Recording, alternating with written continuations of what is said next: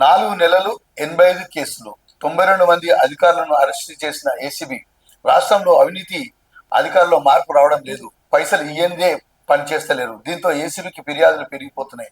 ఈ ఏడాది 4 నెలల వ్యవధిలోనే 85 కేసులు నమోదు కాగా 92 మంది ఏసీబీకి చిక్కారు. గత నెలలో 21 కేసులు నమోదయ్యాయి. అందులో 13 ట్రాఫిక్ కేసులు, 2 ఆదాయానికి మించిన ఆస్తుల కేసులు, 20 మంది ప్రభుత్వ ఉద్యోగులు ఏసీబీ చిక్కారు. గత ఏడాది 152 కేసుల్లో 2023 మంది ఏసీబీని అరెస్ట్ చేసింది. అందులో 129 ట్రాఫిక్ కేసులు, 200 మంది దొరికారు. ఇందులో 159 మంది ప్రభుత్వ ఉద్యోగులు, 41 మంది అవుట్ సోర్సింగ్ ప్రైవేట్ వ్యక్తులు ఉన్నారు. ఈ క్రమంలో అవినీతి అధికారులపై ఏసీబీ అధికారులు కొరడా జిలిపిస్తున్నటువంటి న్యూస్ ఒకటి కనిపిస్తుంది మిత్రులారా. పోలీసులే అత్యధికంగా ఏసీబీకి పట్టుబడుతున్న వారిలో అత్యధిక శాతం పోలీస్ డిపార్ట్మెంట్కి చెందిన ఉద్యోగులు ఉన్నారు. తర్వాతి స్థానంలో revenue, electricity, transport, BC welfare, social welfare, energy, forest, agriculture, education, Panchayati Raj, మరి రూరల్ డెవలప్మెంట్, రోడ్స్ అనేటువంటి బిల్డింగ్స్, ఎంయూడి చెందిన ఉద్యోగులు, అవుట్ సోర్సింగ్ సిబ్బంది ఉన్నారు. పోలీస్ స్టేషన్లకు పనిచేసే కింది స్థాయి సిబ్బంది నుంచి డిఎస్పీ స్థాయి అధికారి వరకు కలెక్షన్ల కోసం ప్రైవేట్ వ్యక్తులతో పోలీసులు నెట్వర్క్ ఏర్పాటు చేసుకున్నట్లు ఏసీబీ అధికారుల దర్యాప్తులో వెల్లడైంది. బాధితుల ఫిర్యాదులను ఆసరాగా చేసుకుని అన్నికాడికి వసూలు చేస్తున్న పోలీసులను అధికారులు వలవేసి పట్టుకున్నటువంటి న్యూస్ ఒకటి చూస్తున్న మిత్రులారా, ఈరోజు ఈ యొక్క ప్రభుత్వ కార్యాలయాల్లో ఎవరైనా సామాన్యుని వస్తే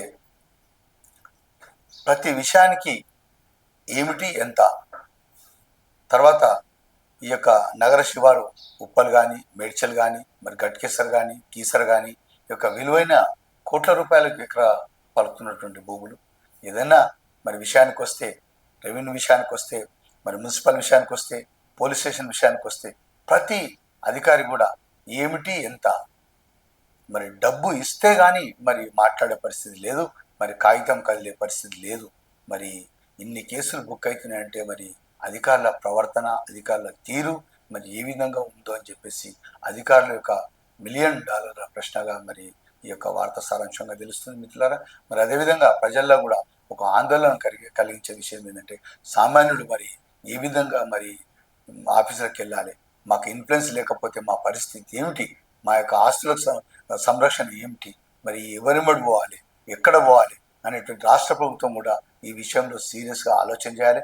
మరి కింది స్థాయిలో జరుగుతున్నటువంటి ఇంత పెద్ద భారీ అవినీతి పట్ల మరి సీఎం రేవంత్ రెడ్డి కూడా మరి ఒక కింది స్థాయిలో జరుగుతున్నటువంటి విషయం ఎప్పటికప్పుడు కూడా కలెక్టర్, ఆర్డీఓతోని కూడా మరి చూయిస్తూ మరి వారి యొక్క పర్యవేక్షణగా తీసుకొని మరి చూడాలి.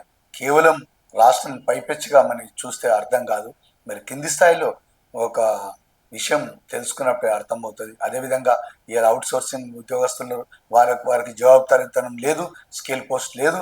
వాళ్ళు అనుకుంటే ఇష్టం వచ్చినట్టు ఖరీదైనటువంటి విలువైన డాక్యుమెంట్లలో వాళ్ళు కూడా మరి వారి చేతి వాటం చూయిస్తూ మరి లక్షల కోట్ల రూపాయల భూములు మరి కింద మీద చేసేటువంటి పరిస్థితి ఎదురవుతుంది. మరి వీరి పట్ల కూడా ఒక విషయంలో తస్మాత్ జాగ్రత్తగా ఉండాలనేటువంటి విషయం ప్రతి అధికారి కూడా హెచ్చరించాలి.